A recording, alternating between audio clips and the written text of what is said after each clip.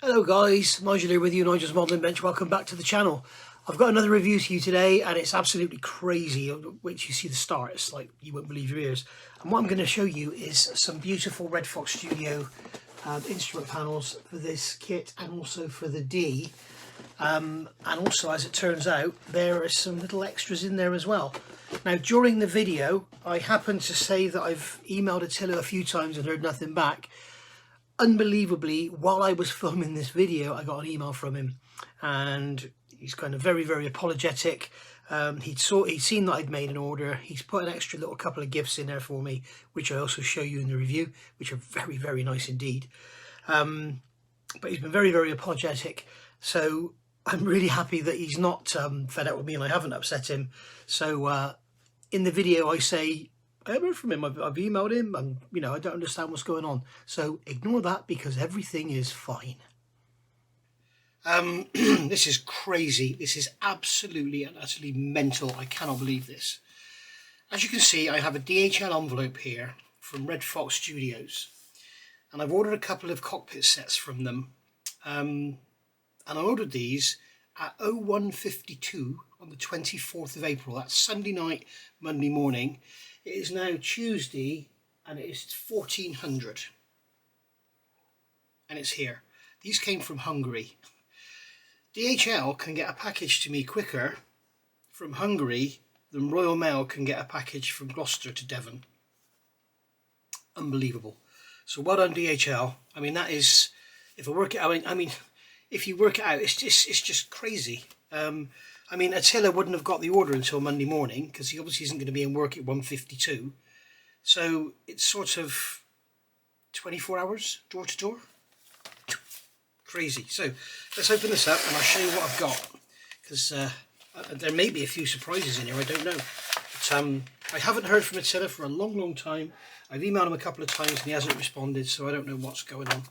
I've probably upset him like I've upset Edward, so I'm upsetting everybody at the moment, never mind. So we've got some ads here for some MIG ammo stuff. Yeah, okay. And then we have here our envelope with our cockpit sets in. So, as always, beautifully packaged with Red Fox. Brilliant quality. Fantastic stuff. Right, so let's have a look. Here we go. Yes, he has done me a big favour and sent me a lot more than I thought I was going to get. So we've got some stuff there that I didn't order, and we've got some stuff here that I did order. Right, so here are the two that I've ordered. So we have, these are for the new Takom kit, and these are for the AH-64E and the AH-64D Apache. Now, I'm not sure what differences there are, but it's clear from looking at this that there are some differences. What I do like about this is when you look on here, they've got powered up display. Let's get this out of the packet. Let's open up the E. Let's try and do this without any editing. It makes life easier for me, and it makes it less bitty for you. So I'm going to be building this. I don't know if I'll do a video build of it, but I'll do bits and pieces and show you how I'm getting on. But I'm desperate to build one of these Apaches. So basically, as with all Red Fox kits, as you can see, they come in this lovely sort of sleeve. You've got the cardboard on the front, which is showing you what you're getting.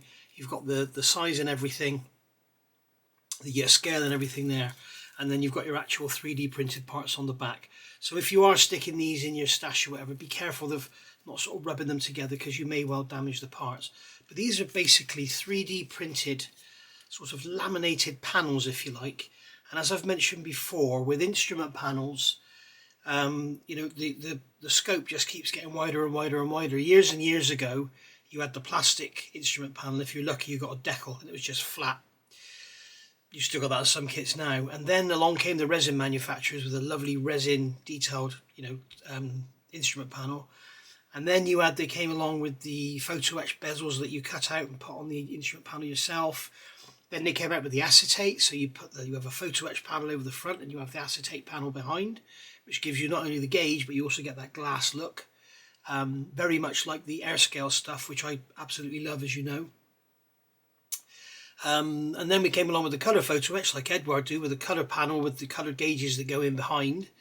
and then some of those had the individual little panels, like on the BF110 in 32nd scale, for example. And then now we've got this, and this is by far the easiest and also, I believe, most accurate way of depicting a lovely, accurate instrument panel, because not only have you got all the correct colours, which you're getting with the photo etch, you're getting a 3D panel, so it's got all the switches and knobs and everything raised, all the edges of all the bezels are all raised. It's all like the photo etch stuff is nice, but it's very 2D, it's very flat. They can't get the knobs and buttons like in the side panels. So what I'll do at the end of this, I'll put some photos up so you can see just how nice this is. But as you can see, we've got the card here, which is telling us basically what all the part numbers are. So that's just to help you out. That's like your sprue call out, if you like. And these are all, I'll show you in a minute, they're sort of very lightly tacked onto this paper backing. They're not actually glued on, they're not a decal as such, you just basically peel them off. And then here we've got our instructions. So here it's telling us all the kit parts we need. So you've got them all listed out there.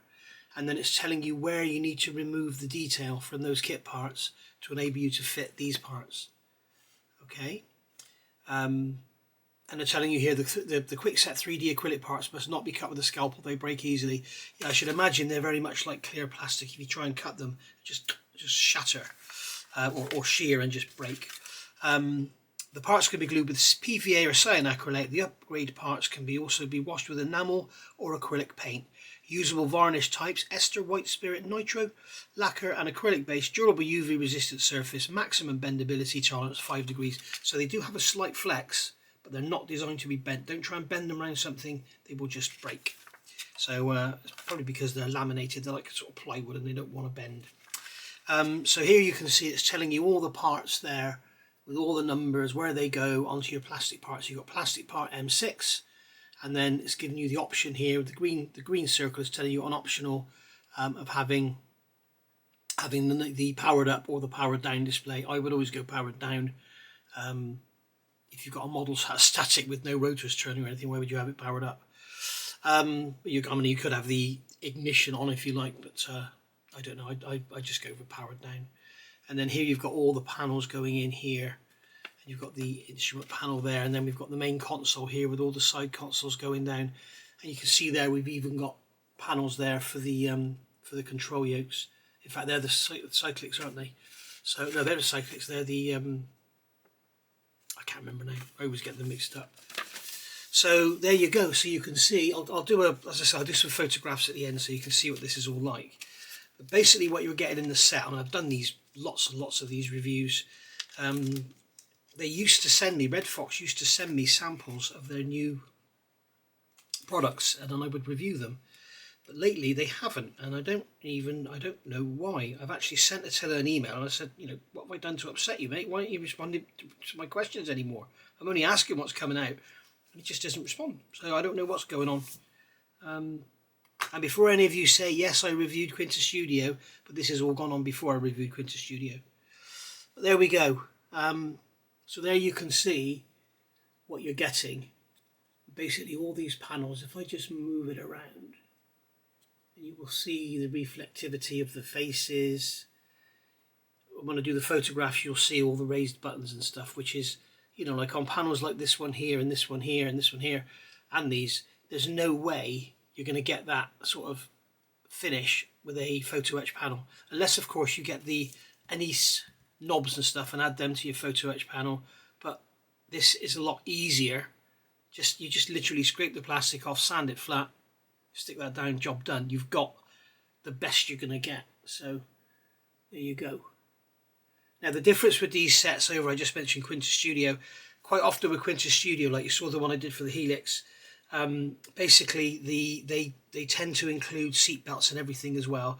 This is basically just instrument panel and associated, so you're not getting seat belts and that, so you can make your own choice about what you want there. But there's lots of people doing this now.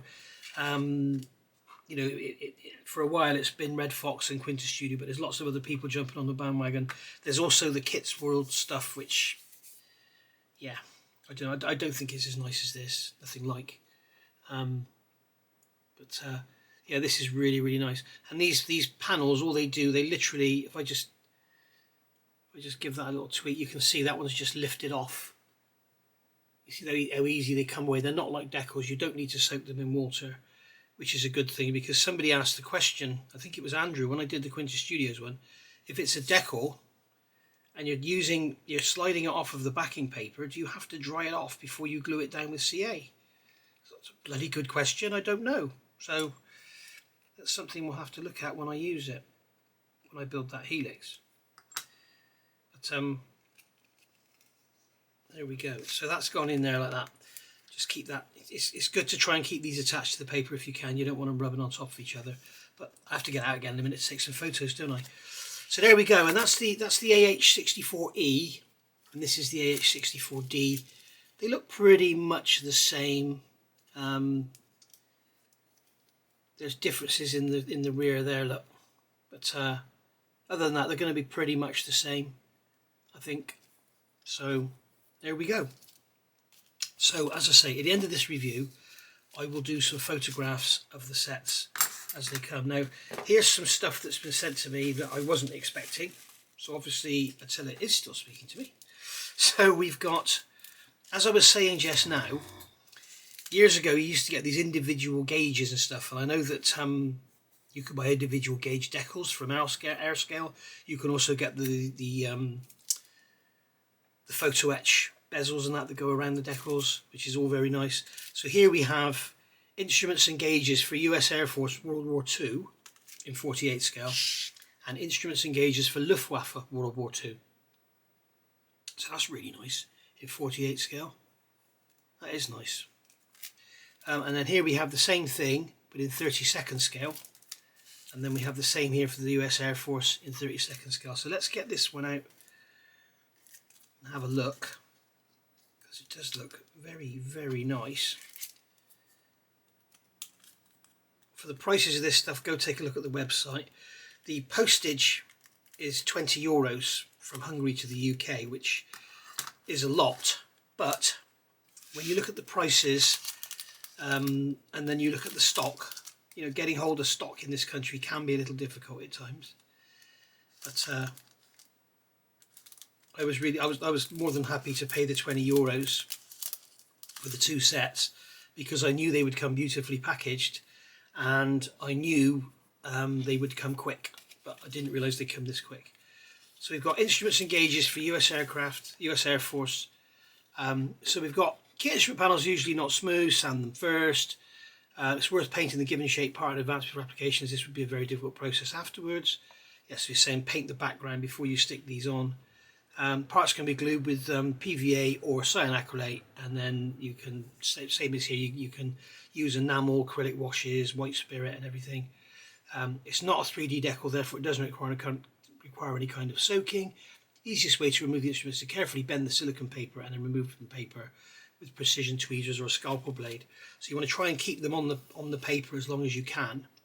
But basically this is really nice for those of you that want, you know, you're doing an instrument panel, like you're scratch building an instrument panel in your 32nd scale B17, because the ones that are available are wrong because the shape of the instrument panel is wrong in the kit. So if you're making the nose the right shape and you're scratch building an instrument panel, then this is going to be a really easy way of doing it. So of course, as I say, you've got the Airscale option with the decals and the PE bezels, but this is just literally peel off, stick it on. So it's going to be a lot easier. I'm trying to get this out without bending it because I don't want any of them to fall off. It wants to get stuck on these edges. Come out. Come on. Here we go. Right, we got that out. So you can see here again, I'll do some photos. That is absolutely stunning. You can see on there we've got all the gauges. Come on, camera focus. All the gauges, got some radio gear there. Very, very nice indeed. So if you've got some reference pictures, I should imagine everything you could ever want is going to be on here. And we've got sort of 3s and 4s and 6s of everything, except for these obviously. But yeah, very, very nice indeed. That's a great solution to what you're trying to achieve. As I say, especially if it's like a a kit that you can't get an instrument panel for. And as I say, you've got the 48 scale there as well. So, sorry, there's the 48 scale, this is 32nd scale. So that's the Luftwaffe one there. You can see the typical radio faces there. So very nice indeed, much nicer than the photo etch because you've got the, you've got the 3D effect. But beautiful. It's something like a Junkers 88. Really worth using those because it's all so very, very visible. So thanks for watching. I'll do some photographs now of the sets, and basically stay tuned. I have another part of the Sky Crane about to come up, and stay tuned if you want to see some of the Apache stuff. I will be showing some. I don't think I'm going to do an online build because kind of online builds they kind of get you down a bit sometimes. Sometimes it's nice to just get away from the camera and do something yourself. So we shall see. Anyway, thanks for watching. Bye for now. Enjoy the photos.